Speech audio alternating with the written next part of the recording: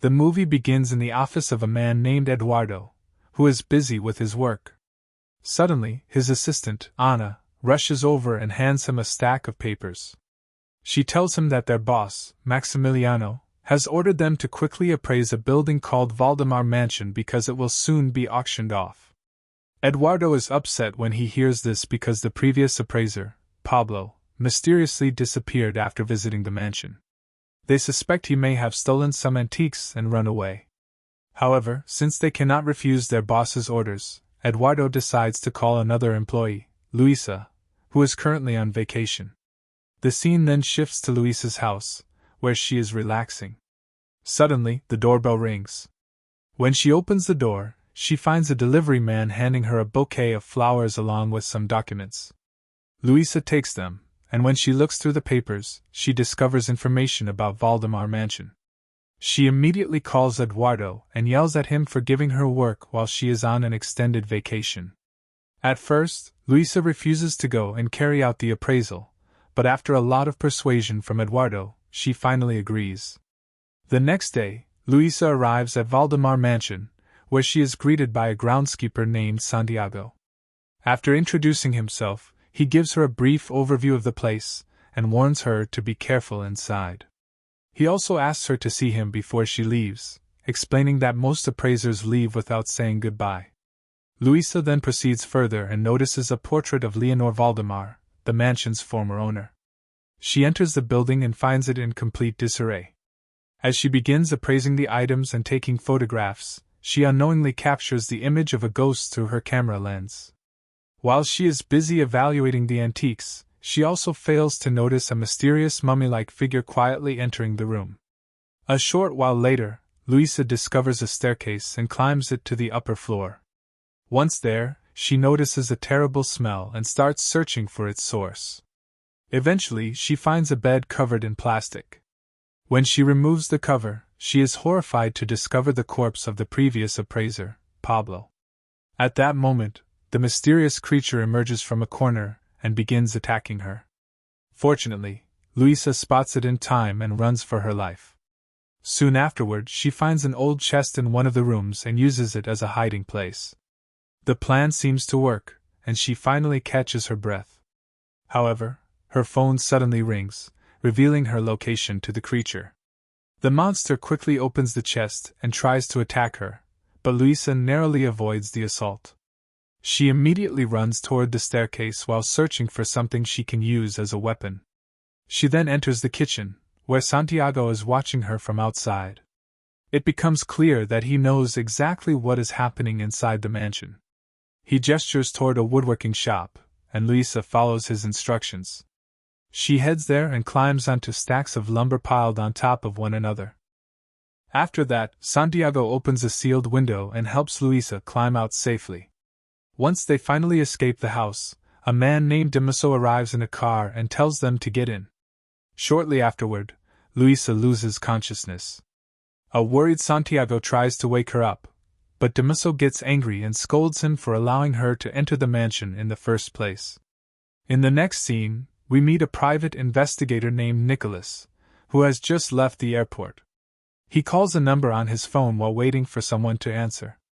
A car then pulls up beside him, and he gets in to meet Maximiliano, the head of the company where Luisa works.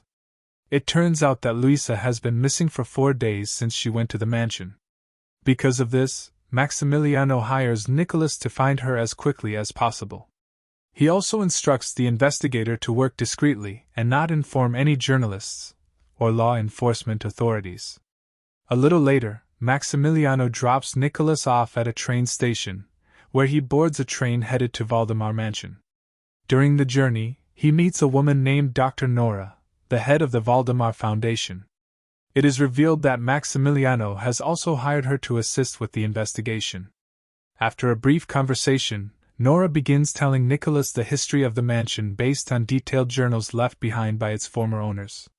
The story then shifts back to the 19th century, where we meet Leonor and her husband, Lazaro, living in the mansion. Leonor runs an orphanage, while Lazaro works as a photographer. At first, the couple appears happy and content with their life together, but things begin to change when Lazaro becomes involved with high society. The couple soon starts running a scam by creating fake photographs that supposedly show wealthy clients alongside the spirits of their deceased loved ones.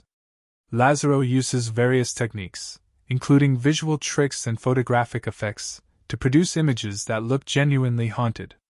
As a result, they become extremely wealthy. However, the one thing missing from their lives is a child. We then learn that doctors advised Leonore not to have children, but she remains determined to try no matter the risks. One day, everything changes when a journalist named Guria discovers the truth behind Lazaro's supposed communication with the spirit world. He confronts the couple and threatens to expose them unless they agree to give him a large share of their profits. The couple explains that they have spent most of their money improving the lives of the orphaned children, but the journalist is not interested. He continues blackmailing them, and an enraged Lazaro refuses all of his demands and throws him out. Following the incident, Guria publishes a newspaper article exposing the couple's fraudulent activities. The scandal leads to Lazaro's arrest, while Leonore is left to run the orphanage on her own. The orphanage also faces serious difficulties because of the controversy, but Leonore refuses to give up hope and waits for her husband's return. Things take an even darker turn when a servant brings Leonore troubling news from the prison. She learns that Lazaro will not be released until his trial is over and that he is not receiving the medication he needs every day for his weakened liver. The next day, Leonore visits an exclusive gentlemen's club where the prison warden is having lunch with Guria. She demands answers regarding her husband's treatment and stresses that the medication is essential for keeping him alive. However, the warden completely dismisses her concerns and coldly tells her to follow the case through official channels. Hearing this breaks Leonore's heart because she knows the legal process could take a very long time, but she has no choice except to accept it. As she leaves, a newspaper catches her attention. On the front page is an article attacking her orphanage, which infuriates her. She immediately confronts Guria and slaps him across the face. At the same time, a bald man named Alistair Crowley witnesses the entire confrontation and becomes interested in her situation. In the following scene, Alistair visits Lazaro in prison while pretending to be his lawyer. When they finally meet, he admits that he greatly admires Lazaro's work and promises to help him get out. Lazaro is suspicious of the strange man, but given his desperate circumstances, he has little choice but to trust him. Alistair then reveals that Guria has found a woman willing to testify against Lazaro in court. She has promised to expose his tricks during the trial. Lazaro has no idea who this woman is, but her testimony is the reason his case has been delayed. Alistair comes up with a bold plan. He sends a prostitute to seduce Guria, and she quickly succeeds. After Guria loses consciousness, she presses his apartment key into a piece of clay to create a duplicate. Several days later, Guria returns home from work. To his shock, he opens the door and finds the same woman inside his apartment, tied up and crying. The woman tearfully tells everyone that Guria had held her captive in his apartment for several days. She claims that he forced her to testify against Lazaro and threatened to kill her if she refused. As a result of the incident, Guria is arrested. Meanwhile, Lazaro is seen as a hero and is released from prison. On his way back to the mansion, Lazaro asks one of the servants where Leonore is and why she did not come to greet him. The servant reveals that she is now pregnant and unable to travel because of her condition, filling Lazaro with overwhelming joy. After a while, Lazaro arrives home and finds his wife playing with the children from the orphanage. The couple embraces each other joyfully and shares a long-awaited kiss after being apart for so long. However, their happiness does not last long when Leonore suddenly begins experiencing severe abdominal pain. A doctor is called immediately, and after examining her, he delivers devastating news. Leonore has lost the baby and will never be able to have children again. The news shocks both of them, especially Leonore, who grieves deeply for the child she never got to meet and falls into a severe depression. Several days later, she begins to recover emotionally and receives a visit from one of her friends. On that same day, Alistair appears outside the mansion to meet Lazaro. Leonore watches him through the window, and her friend tells her that this is the man who helped Lazaro get out of prison. She also mentions that Alistair is known as a magician and has been expelled from many places because of his dark occult practices. For that reason, she warns Leonore not to let her husband get too close to him because he seems extremely dangerous. Meanwhile, Alistair approaches Lazaro, who is genuinely happy to see him. Lazaro expresses his gratitude for all the help he has received and says he wishes he could repay the favor. Alistair responds by revealing that there is indeed something Lazaro can do for him. He then shows Lazaro the photographs he had taken of wealthy clients, and it turns out that some of them actually contain real spirits. Lazaro had been so focused on creating tricks and making money that he never noticed it before. Alistair becomes convinced that Lazaro is the true link between the living world and the spirit world. He asks for his help in carrying out an ambitious plan to connect the two realms. To persuade him, Alistair claims he knows of a ritual that can cure Leonore's infertility. However, he explains that it requires an extremely complex ceremony during a total lunar eclipse, an event that occurs only once every 86 years and is due to happen very soon. Although Lazaro remains somewhat skeptical, he decides to trust Alistair once again because the mysterious bald man has done nothing but help him so far. That evening, Lazaro tells his wife about Alistair and the ritual they plan to perform on Saturday. This only makes her more upset because they had already arranged to take several orphan children to meet their adoptive families that same day. She also admits that she does not trust the strange man and urges her husband to stay away from him. The scene then shifts to the night of the eclipse. Leonore takes a group of children from the orphanage and heads to the train station to meet their adoptive families. Meanwhile, Alistair arrives at Valdemar Mansion with Lazaro and his odd group of Gothic followers. They decide to perform the secret ritual while Leonore is away.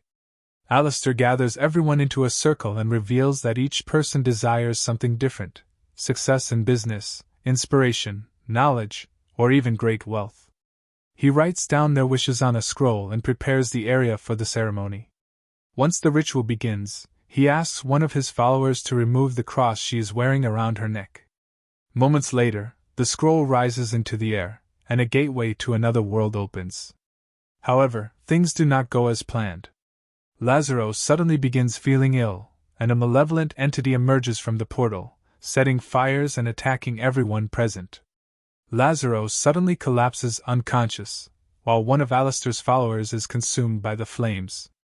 The fire quickly spreads throughout the entire mansion, throwing everyone into panic.